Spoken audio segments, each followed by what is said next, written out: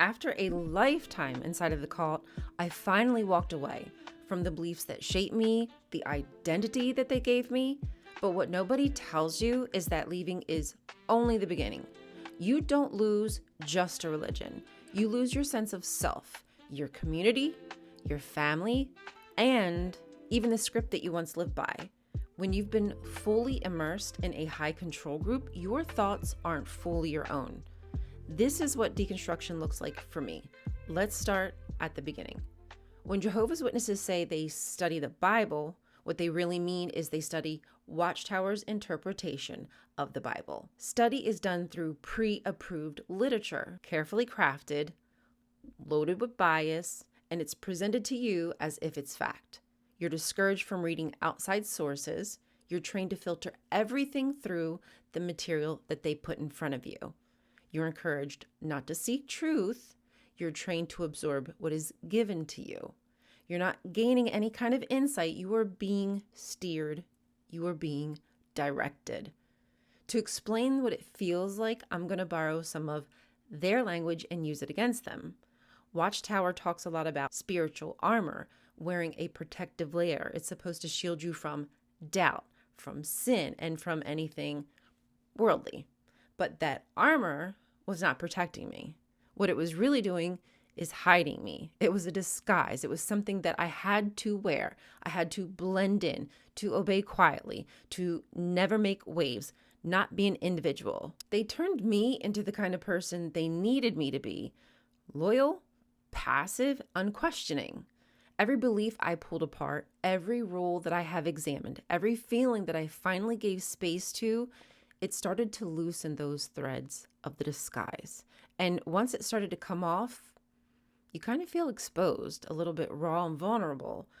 It's disorienting because once the disguise is gone, you're left staring at yourself, and maybe it's even for the first time ever asking, who am I? Is this really who I am, or is this who I've been trained to be? One of the hardest parts of that process was realizing just how much of my value was tied to being silent, submissive, especially as a woman. From a very young age, I was taught that being selfless was godliness, that obedience was considered a spiritual strength, that I needed to deny myself somehow to make myself worthy. Meanwhile, the men around me in leadership positions in the congregations or even in my family were allowed to lead, speak, take up room, regardless of their capabilities. They got to be bold. I was told to be humble. They were given authority. I had to be quiet.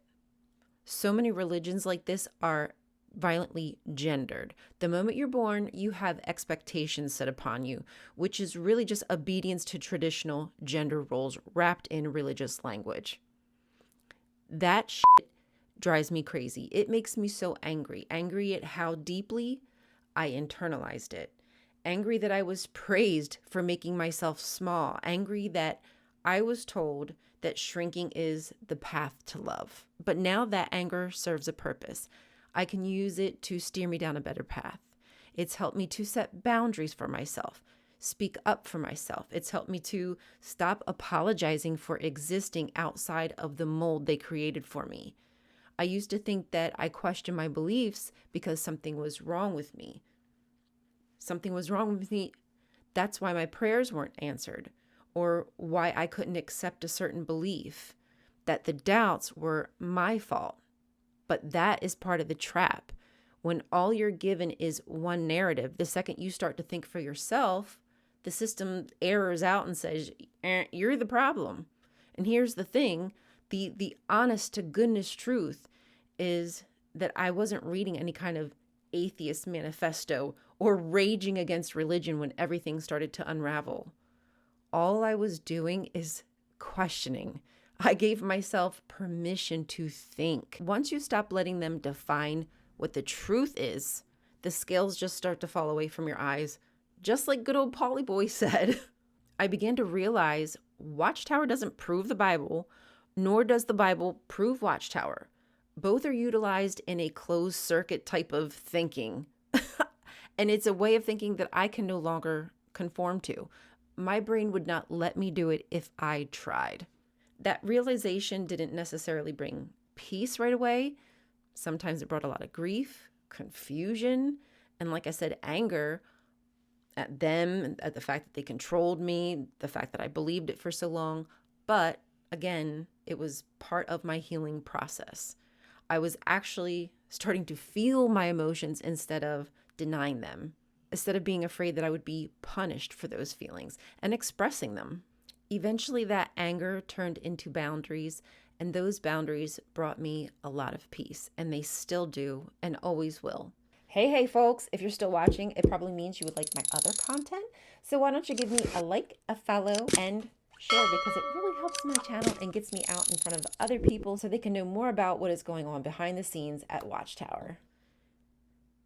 At this point, healing looks for me like trusting myself, trusting my judgment, letting go of a lot of the guilt that I had for behaving in those ways, letting go of the shame that I've carried for thinking I sinned when I'm just being a human being, finding strength in my own identity instead of feeling shame about it, reclaiming all the things I thought were selfish, like holidays, resting, being ambitious, or having self-worth, refusing to be quiet when injustice hides behind a religious mask.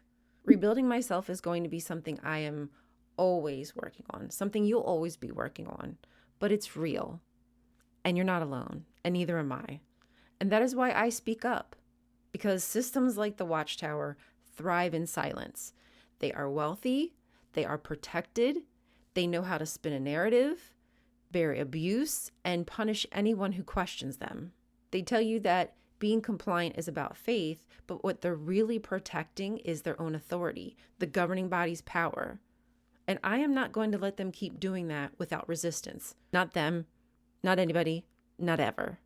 I like deconstructing and dissecting cults and cult behavior and warning people to tell them to be careful about groups who demand so much time and energy from you.